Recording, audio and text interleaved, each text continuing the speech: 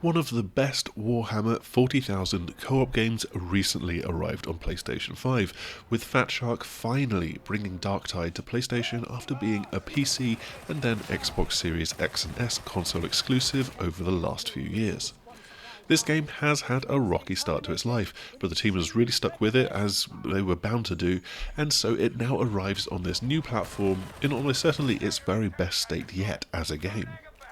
But there is, of course, the technical side of things, especially as this game features PS5 Pro support at its launch. Darktide was a pretty heavy game to handle at its original launch on PC. Fat Shark used the same Autodesk game engine as Helldivers 2 has now this year, but put it to a rather different use, sending you down into the hive cities of the grimdark future of Warhammer 40,000.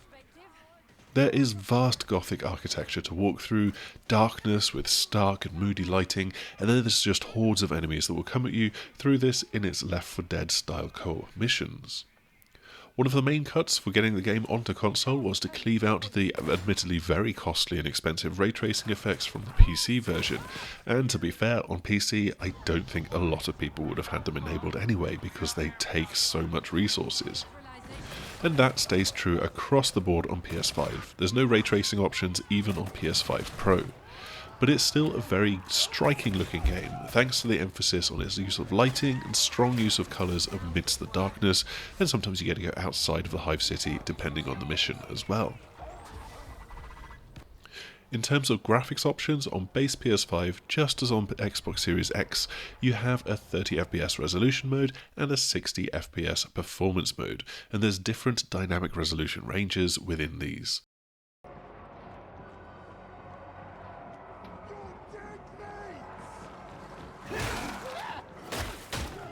Without pixel counting, the game looks and feels pretty similar between the PS5 and Xbox in both of these modes, though I will say that I noticed more frame rate hiccups on Xbox which I didn't feel or notice on base PS5.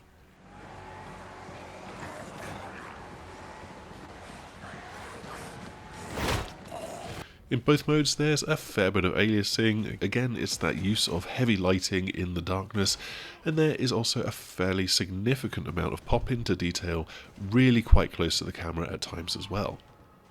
PS5 Pro though comes with just a single mode and no performance options at all. The aim here is the mid-gen console's publicised promise and goal of having a quality mode visuals and performance mode frame rates combined into one, and it does a pretty good job of this. The resolution here looks pretty equivalent to the PS5's quality mode. However, something that Fat Shark has lent on to get here is PSSR, and in this case it's not particularly great. This is one of a number of PS5 Pro enhanced games where it adds some unwanted visual noise. This is most noticeable with shimmering on edges even when stood still, and though in fairness this can also happen with the base PS5's visual modes, it feels much more present on PS5 Pro, that's for sure. More significant is that there's just noise, almost like film grain, which is completely unintentional when the camera isn't moving. It is quite simply a bad effect, and if you're sitting close enough to your screen to notice, it is a real disappointment to have it.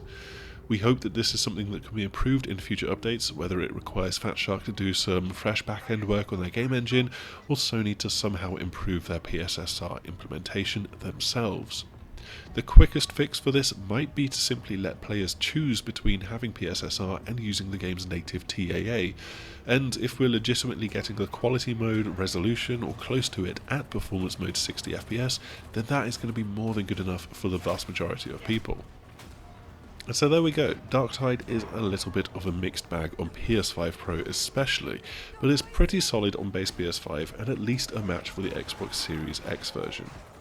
And in general, the art style, the darkness of the environments, the harsh lighting, it is a pretty good looking game that is really quite atmospheric and really absorbing as the hordes start to come at you. If you're after a Left 4 Dead style fix, then this is probably one of the better recent games out there for that.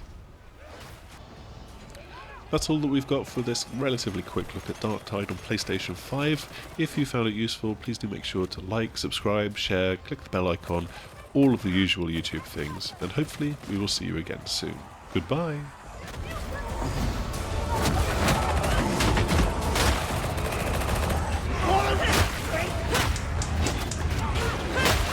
It's my suffering! Sniper!